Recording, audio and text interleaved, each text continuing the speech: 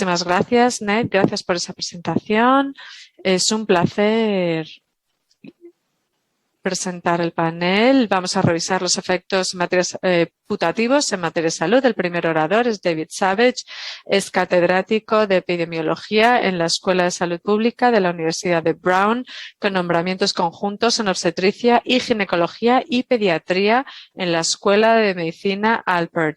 Su investigación epidemiológica se ha centrado en los riesgos ambientales en el lugar de trabajo y la comunidad, los resultados de la salud reproductiva y las influencias ambientales en el cáncer. Su investigación incluye estudios sobre el aborto espontáneo, parto prematuro y complicaciones del embarazo y ha abordado los efectos sobre la salud de la radiación no ionizante, los pesticidas, los subproductos de tratamiento del agua potable y los compuestos perfluorados. El doctor Savage es miembro electo de la Academia Nacional de Medicina y fue galardonado con la medalla David Roll al liderazgo distinguido como presidente del Comité de Estudios. Y con eso le voy a ceder la palabra al doctor Savage. Muchas gracias, David. Voy a intentar compartir mi pantalla entonces. Vamos a ver si funciona. Un segundo. Quiero ponerlo en modo presentación.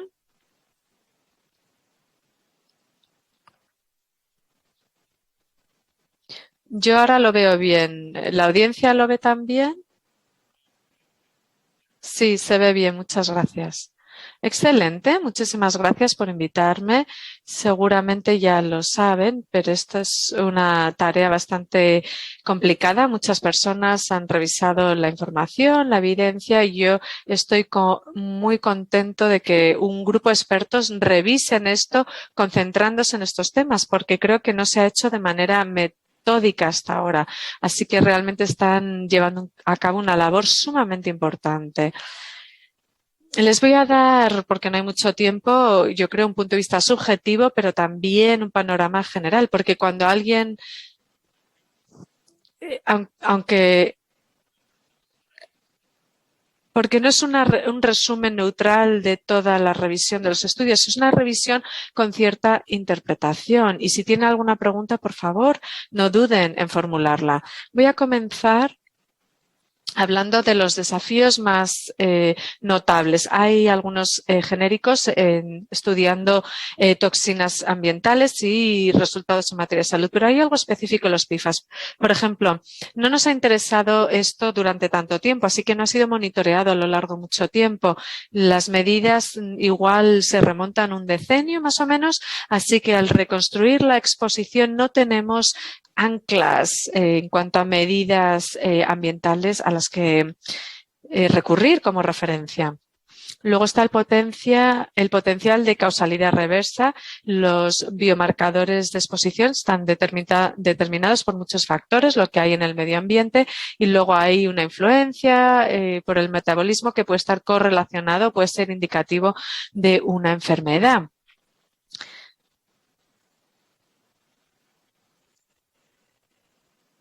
En la zona de Cape Fear, del río de Cape Fear, hay diferentes químicos que recaen bajo esa categoría de PFAS y son varios de ellos. Hay mezclas y luego finalmente, o sea, que es un entorno complejo. Y luego hay exposiciones mal definidas, múltiples, a través de estos productos de consumo general. Así que hay usos industriales muy diferentes, por lo tanto, hay muchas vías de exposición para los seres humanos. Me voy a concentrar en agua potable, el abastecimiento del agua potable, y hay una razón para ello. Esta es una de las pocas maneras en las que vemos gradientes claros y bastante extremos de exposición en cuanto a contaminación. El abastecimiento comunitario se aborda mucho más fácilmente que los pozos privados, simplemente por el número de personas que se ven expuestas, las medidas, etcétera. Los niveles permiten identificar todo esto. En muchos lugares, no en todos lugares, pero en cuanto a muchas toxinas medioambientales, el beber estas toxinas no ha sido confuso en el pasado, y lo digo esto porque a veces hay cosas que están muy mezcladas con los factores socioeconómicos y con frecuencia también la contaminación del agua es simplemente una función donde está, por ejemplo, la base militar o un centro para tratar residuos en una zona remota. Hay maneras de reconstruir exposición histórica al agua potable, especialmente cuando es contaminación de agua subterránea. Uno de los desafíos, por supuesto, es el tamaño de la población. Tiene que ser lo suficientemente grande, incluso con el abastecimiento de agua potable y exposición comunitaria. Esto no ha sido fácil. Entonces, en cuanto a la exposición especial de agua contaminada, hay diferentes fuentes, pero lo que es omnipresente es que todos tenemos medidas, tenemos niveles medibles, ponderables. Sabemos que están en alimentos, en el revestimiento, en el empaquetamiento y luego otros productos de consumo. La razón por la que analizamos los biomarcadores es precisamente porque las fuentes de exposición son diferentes y son difíciles de reconstruir y, en cierto modo, esa puede ser la situación ideal para un biomarcador integrado que aparece en todas estas fuentes. Ahora, esto depende sobre todo de los PFAS de cadena larga. Suelen ser largas exposiciones. Esta es una generalización de 2 a 4, incluso 5 años, la mitad de la vida, para los PFAS de la cadena larga y para los de cadena corta, por supuesto, es mucho más corto. Yo no estoy solo, pero puede que tenga un punto de vista un poco particular en este sentido. Las preocupaciones por las que varían los biomarcadores, diferentes fuentes de exposición. ¿Por qué tenemos diferentes niveles medibles? Como he dicho, está la preocupación con la causalidad reversa que se confunda con variaciones fisiológicas o incluso la presencia de una enfermedad. Ahora, entrando en el tema epidemiológico específico, hay varios estudios que se han realizado con grandes poblaciones con exposiciones notables debido a agua contaminada. Es una combinación de grandes poblaciones, exposición notable y agua contaminada que nos permite entonces tener un gradiente que sea informativo de niveles más altos o más bajos, saber de dónde viene el gradiente de agua contaminada y en diferentes grados reconstruir la situación de manera histórica dada esa fuente. También he mencionado que hay un estudio de ATSDR que es en diferentes lugares, 7 específicamente, 6 además de la zona de Nueva York, donde se está analizando la contaminación de agua potable de manera histórica que ha redundado en exposición principalmente cerca de bases militares.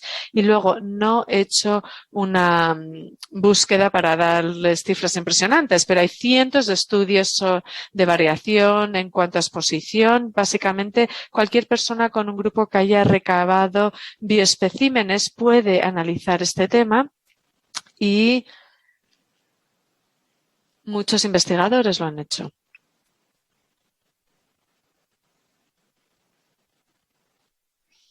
Y aquí tenemos mi interpretación del panorama de los niveles de certidumbre. Por lo visto, los datos apuntan a que hay un aumento del colesterol sérico, en particular del LDL, incluyendo pues justamente esas gradientes. Y específicamente cuando no se produce una asociación excepto en los niveles más altos. De hecho, los niveles de exposición se ven más pronunciados a los niveles inferiores y esto tiene que ver con el cambio de niveles de colesterol y en correspondencia a un alto nivel de colesterol. Y como ya se ha mencionado, la reducción de la respuesta de anticuerpos a las vacunas, esto se produce en el caso de los niños y también incluso en los adultos. Hay bastante también pruebas que indican una elevación de las enzimas hepáticas, especialmente de la ALT, alanina transferasa, que es indicativa de una disfunción subclínica. Y aquí, en este caso, quisiera referirme al cáncer hepático. Y solamente los paneles de estudios de enzimas han mostrado una respuesta y un nivel de riesgo. Y esto es un reflejo del estudio del NICH, que obviamente son solamente 2 estudios, pero es más que en otros casos. Como ya he mencionado, no quiero irme más allá de la necesidad de hacer un estudio, pero hay que tomarlo en serio. Y luego, volviendo a quesos que tienen un apoyo moderado, hay unos estudios que se están llevando a cabo que puede que no se hayan sido replicados o refutados con otros estudios, porque las enfermedades raras tienen menos apoyo, no son como la colitis ulcerosa o el cáncer de testículo. Simplemente son resultados aislados de un estudio, pero la enfermedad de tiroidea es un caso más interesante, es un caso complicado, porque en los estudios hay inconsistencias con respecto a los casos de hiper o hipotiroidismo, y en algunos estudios han determinado casos específicos del sexo. Y los estudios de hormonas tiroideas no han tenido un resultado definitivo. Puede que afecte las PIFAs a las hormonas tiroideas, pero no se entiende bien cómo y el impacto de las mismas.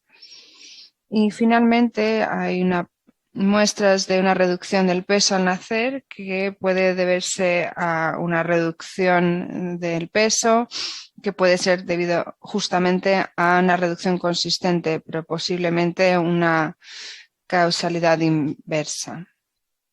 Y aquí es donde se puede también cuestionar los biomarcadores, porque pueden tener una relación con enfermedades clínicas, pero sin esa prueba y esa cadena de hechos que los vinculan, se pueden justamente contemplar de una forma un poco ambigua.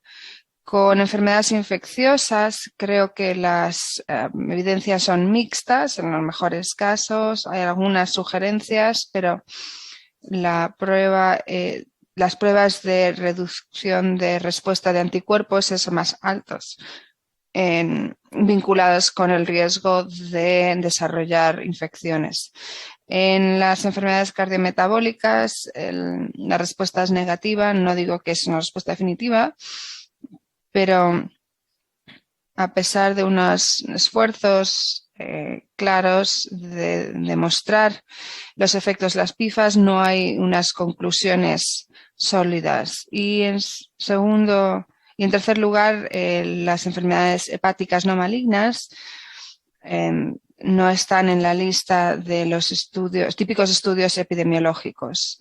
Otros resultados han recibido bastante atención a varios estudios, como por ejemplo condiciones que se desarrollan en la edad temprana de los niños, y es también porque justamente hay muchos grupos de estudios de biomarcadores de niños y tienen centrados en varios temas como el aborto espontáneo, partos prematuros. Algunos estudios que se centran en algunos cánceres que tienen alguna intención como próstata, ovario o vesícula o vejiga. Así que haciendo una reflexión sobre las pautas de los resultados o los patrones de los mismos, hay una preponderancia en las pruebas o los biomarcadores que tienen que ver con la relación entre los biomarcadores y PIFAs y biomarcadores clínicos.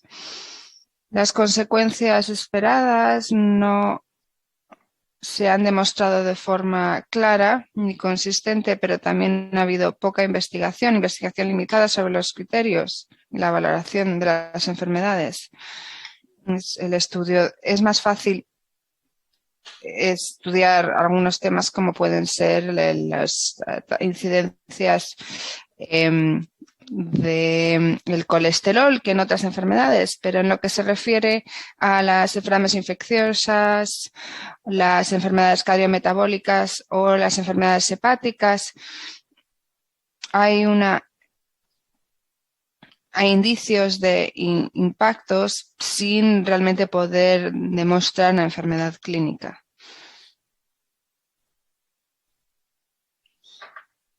Así que en lo que se refiere a la investigación, no queremos que haya más población con mayor exposición, pero esto es donde podríamos aprender más.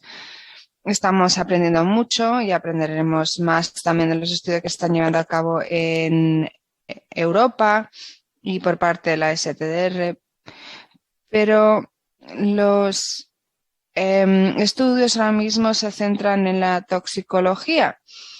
La investigación no está lo suficientemente avanzada como para poder justamente utilizarla para sugerir o concluir los efectos que tienen sobre la salud en cuestión de epidemiología. Y obviamente el agua potable es un punto de interés, pero hay muy poca investigación centrada en otras fuentes aparte del agua potable, como por ejemplo el uso del agua tratada para irrigar cultivos o, por ejemplo, la exposición de peces o animales de caza. Y no consideramos que es tan importante, pero deberían ser estudiados de forma detenida. ¿Cuáles son los retos que tenemos ante nosotros? No conocemos lo suficiente sobre las nuevas formas de PFAS de cadena corta. La mayoría de los estudios se centran en PFOA y PFOS. Hay muchos estudios sobre eso, pero pocos sobre las nuevas formas. Y en ese caso se plantea el reto de la reconstrucción de la exposición. Y con los datos en los que disponemos ahora mismo no se puede hacer de forma confiable. Obviamente la cronología de la exposición, la extensión de la misma, se puede determinar que se ha producido durante mucho tiempo, pero si me preguntan qué se ha producido en los últimos 30 años, solo se puede concluir los efectos después de que se hayan prolongado la exposición durante 30 años. Y obviamente también Jamie va a poder también comentar al respecto, pero en lo que se refiere a otras formas de PFAS, no estoy muy optimista en el sentido de que la epidemiología vaya a poder definirlo más y tomar esa decisión o determinarlo. Creo que tenemos mejor oportunidades de éxito centrándonos en la toxicología para dar respuesta a este tema. Ahora voy a dejar de compartir mi pantalla. Y me imagino que vamos a seguir el debate en vez de hacer más preguntas. Creo que teníamos 10 minutos. Bueno, aquí estoy. Bueno, mi pregunta es más amplia.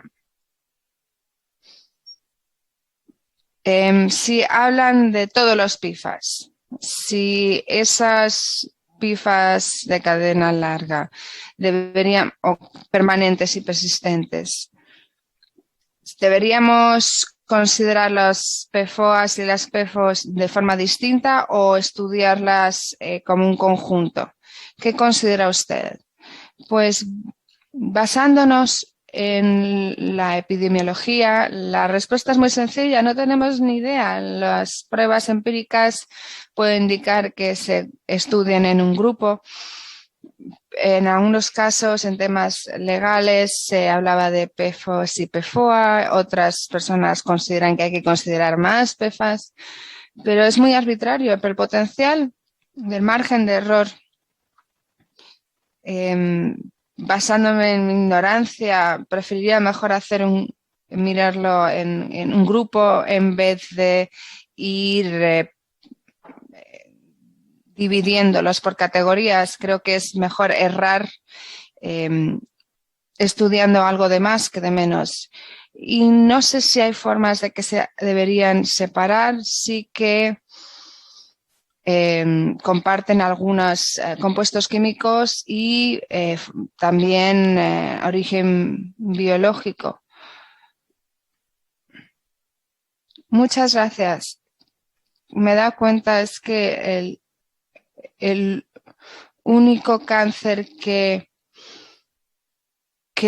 claramente tiene un vínculo muy claro es el que no tiene una prueba identificada para determinar justamente los niveles de PFAS. Pero en lo que se refiere al incremento de riesgo, ¿sería suficiente como para poder justificar estudios, incluso en los ámbitos en los que la familia no tiene ese historial? Y creo que sí, esto es lo que hace la labor del comité aún más interesante y complicada. En lo que se refiere a la epidemiología clásica, hay razones para considerar otras formas, algoritmos y formas de hacer pruebas basándose también en el riesgo. Pues lo hacemos en el caso del cáncer de mama, si hay riesgo en la familia, por ejemplo, si tiene un historial familiar. Pero no sé si esta conclusión o suposición es causal. ¿Qué harían con el cáncer de riñón? ¿Qué hacen con los fumadores? Y el vínculo con el cáncer de riñón, ¿se les pondría en otra categoría? Y obviamente esto también es el caso para otros programas de prevención. Ese es tema de hacer algo para tratar a las personas que se han visto expuestas, que están preocupadas y quieren hacer algo al respecto. Pero por el otro lado, se tiene la responsabilidad no es asustar más al paciente. Pues como sabemos, hay personas que lo hemos trabajado aquí en nuestra región, personas que se han visto expuestas y dicen, bueno, ¿qué tenemos que hacer ahora? Eliminar obviamente la exposición, pero en muchos casos se espera lo mejor y quisiera verlo de forma cuantitativa y en el contexto de los otros índices para predecir el riesgo en cuestión de magnitud, el trabajo que estamos haciendo a nivel clínico.